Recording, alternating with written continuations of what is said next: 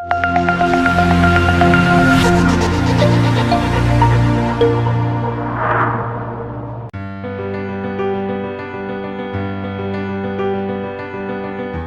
दोस्तों, मेरा नाम डॉक्टर रश्मि नौडियाल है और यह कोविड-19 पैंडेमिक सीरीज में मेरा 4th वीडियो है, मतलब कि चौथा वीडियो है। आज मैं आपको एक बहुत इम्पॉर्टेंट लंग एक्सरसाइज के बारे में बताऊंगी, जो कि आजकल हम सारे पेशेंट्स को प्रिस्क्राइब कर रहे हैं जिनको भी कोरोना का इन्फेक्शन है। इवन रिकवरी फेज में भी हम डीप ब्रीदिंग एक्सरसाइज सिखा रहे हैं पेशेंट को। कुछ एक्सरसाइज तो प्रोनिंग वाली एक्सरसाइज है, जैसे कि मैंने अपने पहले वीडियो में शेयर किया था। उसमें पेशेंट को हम पेट के बल लिटा सकते हैं, पेशेंट को लेफ्ट साइड या राइट साइड लिटा सकते हैं, या 45 डिग्री के एंगल पे इस तरीके से बैक से लेकर सिर तक को सपोर्ट करके हम पेशेंट को लिटा सकते हैं।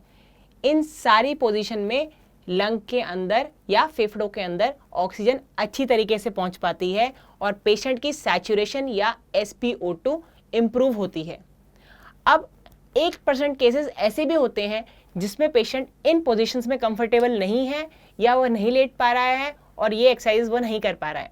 तो ऐसे केसेस में हम लंग की सैचुरेशन को कैसे इंप्रूव कर सकते हैं, फेफड़ों में ऑक्सीजन को कैसे इंप्रूव कर सकते हैं, वो मैं आपको बताऊंगी। यह जो इंस्ट्रूमेंट मेरे हाथ में है, इसको हम इंसेंटिव स्पायरोमीटर कहते हैं।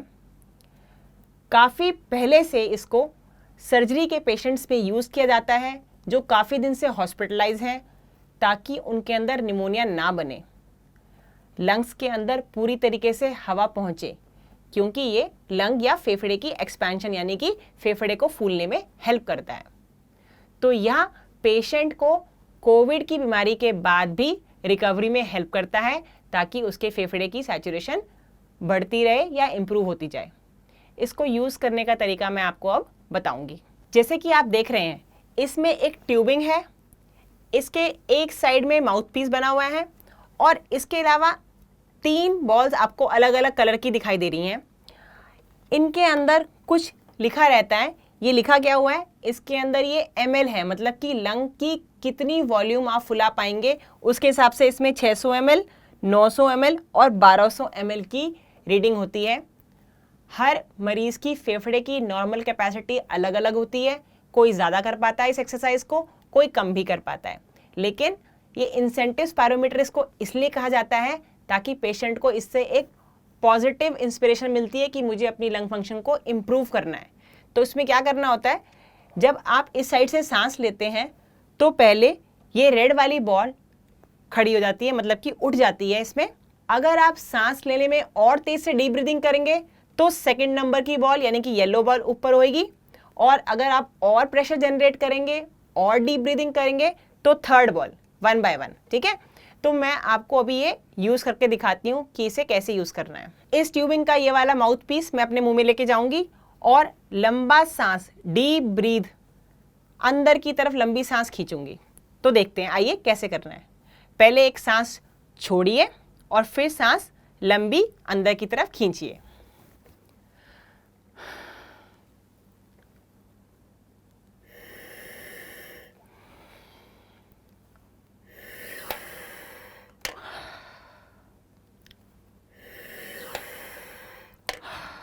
जैसा कि आप देख रहे हैं, जितनी लंबी मैं सांस लेती हूँ उसके साथ फर्स्ट रेड बॉल ऊपर आती है, और अगर मैं तेज सांस और लंबा लेती हूँ तो येलो वाली बॉल भी मेरी हिलनी शुरू हो जाती है।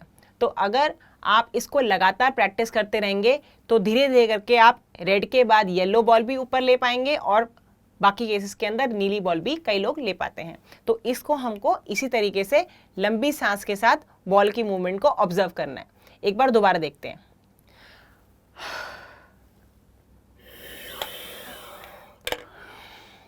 जैसा कि आपने देखा, थोड़ी देर एक्सरसाइज करने के बाद ही मैं येलो बॉल को भी ऊपर लेके आ पाई।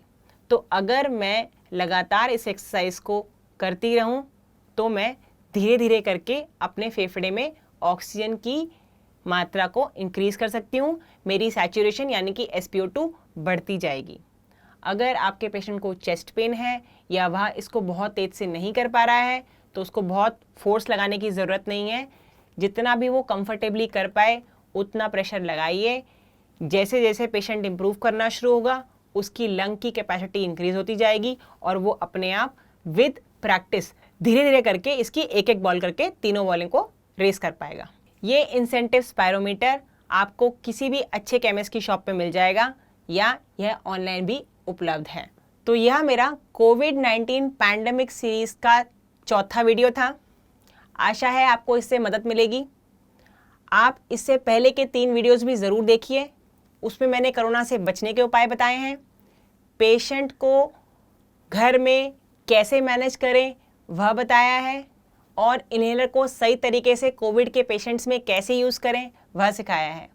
आशा है आपको इससे मदद मिलेगी। इसके अलावा आप मुझसे कुछ और पूछना चाहते हैं तो नीचे कमेंट बॉक्स में प्लीज़ मुझसे पूछ सकते हैं। अगर आपको वीडियो समझ में आए, पसंद आए तो अपने फ्रेंड्स के साथ, अपने रिलेटिव्स के साथ इसे शेयर कीजिए। मेरे चैनल को सब्सक्राइब कीजिए।